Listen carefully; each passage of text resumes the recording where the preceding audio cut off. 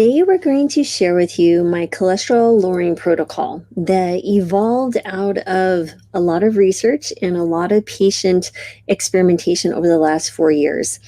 Hi, my name is Dr. Laurie Marbas. I'm a board-certified family and lifestyle medicine physician who is licensed to practice medicine in all 50 states and also DC.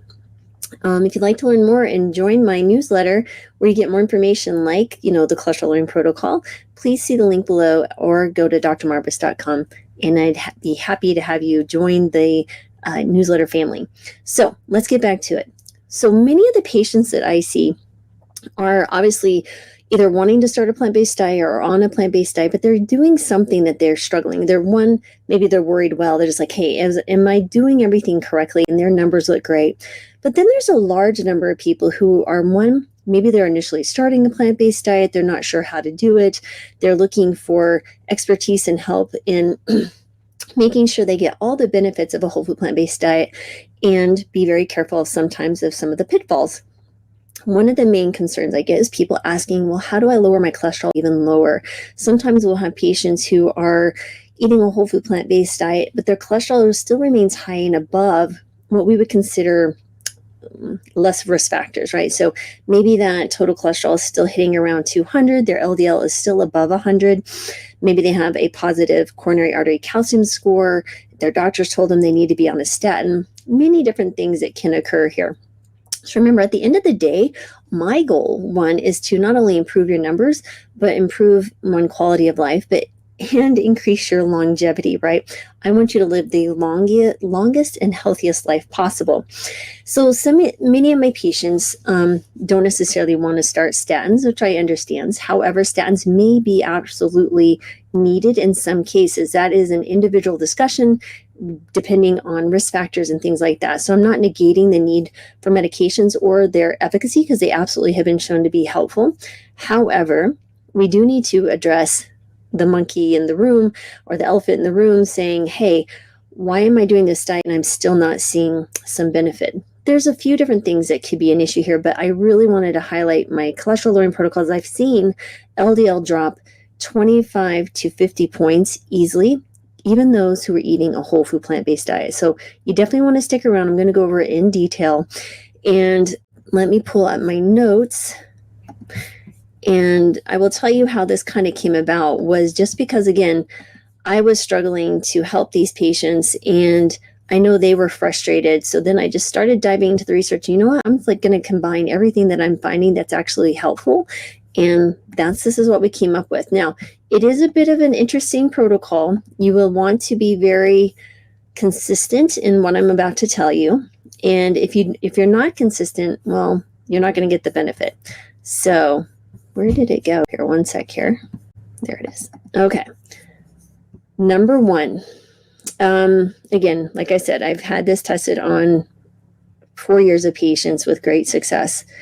First of all, you're going to understand that you're going to want to mix about a quarter to a half a cup of unsweetened applesauce with the things I'm going to list you. There's 4 things I want you to put in the applesauce. So there's some things in apples alone, pectin, that are very helpful in lowering cholesterol. So plus this will kind of hide some of the unsavoriness that you might see that I'm going to be adding into that cup of applesauce. So what I do recommend for patients is they get those little cups that are already, you can get in the store, unsweetened applesauce, organic, or you can make your own. It doesn't really matter. But that's the base of it. And you're going to consume this mixture twice a day, okay? And so you're going to do it before lunch and before dinner. And the reason I say before lunch and dinner is twofold. The studies show that it's not as helpful with breakfast. And if you do it before dinner, when you're eating and the LDL is being recycled, it grabs hold of that LDL and escorts it out. Literally, your other end. There's some other things going on here, but that's the main reason for this particular type of mixture with before lunch and dinner, okay? Next, to that, you're going to add amla powder, and that is Indian gooseberry. The brand that I like is Terrasol. You can get it on Amazon. You want to add anywhere between 1/8 of a teaspoon to 1/4 of a teaspoon. You don't need more than that, and it's super sour. So you'll definitely want to put it in the applesauce. Some people don't like apples, but again, I'm just saying everything that I've added in here has some benefit. There's something to it that's going to be helpful. AMLA has also been shown to help lower LP(a) upwards of 20%. So if you've been struggling saying, hey, my cholesterol number looks pretty good, but my LPA is really high, you might want to definitely pay attention here, because this might help, again, lower that LP(a). So a quarter to half a cup of applesauce, you put in your amla powder, and then you're going to take a teaspoon of psyllium husk. Now, some people can't handle the psyllium husk very well. If you're taking certain medications, you might want to check with your doctor. Maybe you shouldn't be taking psyllium husk, because that can maybe interfere with some medication absorption. So again, you want to do your research. There's only one brand of psyllium husk that I feel comfortable recommending, and that's the Yerba Prima psyllium husk. And that's because lead can be found in others, like Metamucil and stuff like that. So again, you have your applesauce. You're putting in an eighth of a quarter to a teaspoon of the amla powder, right? Terrasol is a good brand. And then the Yerba Prima psyllium whole husk, right? 1 teaspoon. And then you're going to put 1 tablespoon of ground flaxseed and half a teaspoon of Ceylon cinnamon. The other types of cinnamon you don't want to, because they're not very healthy for your liver, but the Ceylon cinnamon has helpful. So those are the 4 things that you put in your applesauce: the amla powder, the psyllium husk, the ground flaxseed, and cinnamon. So those are the things that you want to do. You're going to take that mixture, you're going to eat it before lunch and before dinner. Now, there's 4 other things that are part of the protocol. That is the cocktail. Okay, and here's the other things you want to do. Next, you want to eat 1 Brazil nut per week. That's all you need. Eating more than that is too much selenium. Okay, there are some interesting studies, smaller studies, that have been shown that Brazil nuts can be helpful. If you wanted to, you could probably even grate the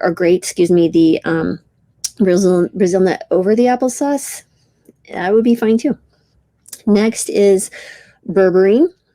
Berberine has been really helpful for my patients, not only with cholesterol, but also with their blood sugars. And by the way, amla can also help with blood sugars. So you're getting some very interesting things. This is one of 2 supplements that I'm going to recommend. But the berberine, I like the Solare brand or Thorne Research brand at 500 milligrams 3 times a day. Okay, that's going to be where you see the benefit when you look at the research. That's how much you should be consuming regularly. Again, this all goes together. You can take it probably with meals, maybe 30 minutes before meals.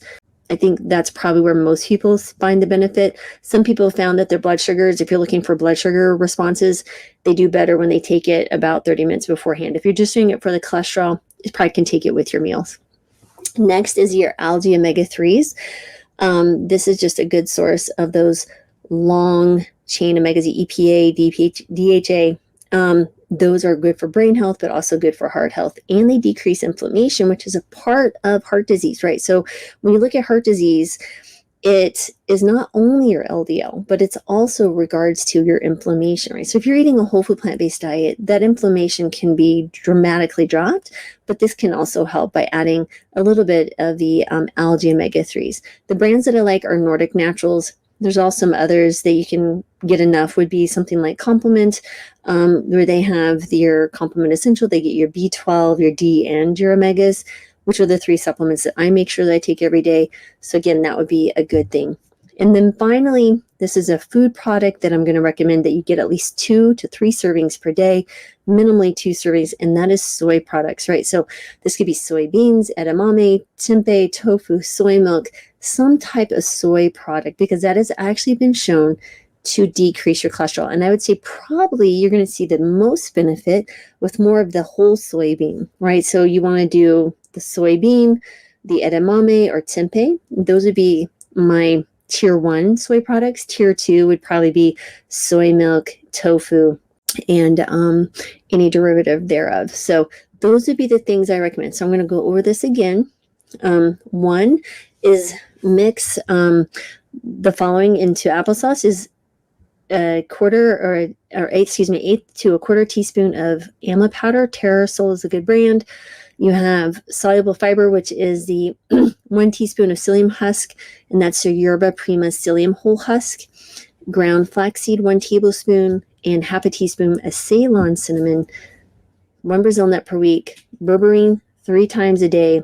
Thorne Research berberine or the Solare is a good brand. Algae omegas, Nordic Naturals, or Complement. Soy products, 2 servings per day. and being consistent every single day. The other benefit you see with this is that people feel really full.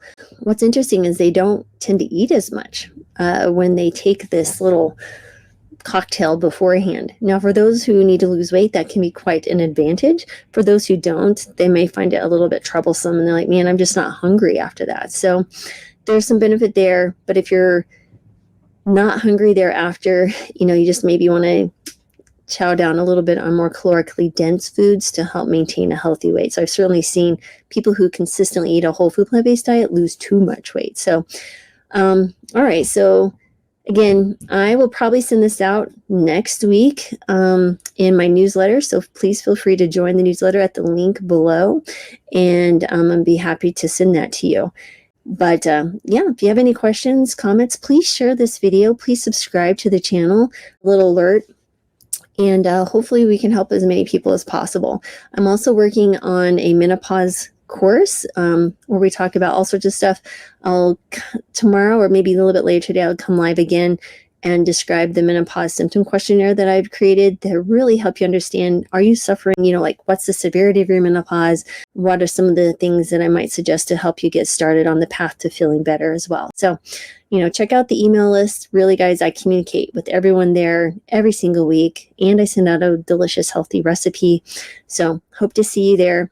And thanks again, as always, for joining me. I'm sending you gratitude, joy, peace, love, and healing, again, because we all need more of that every single day in our lives. So have a good day, everyone, and I'll be back later.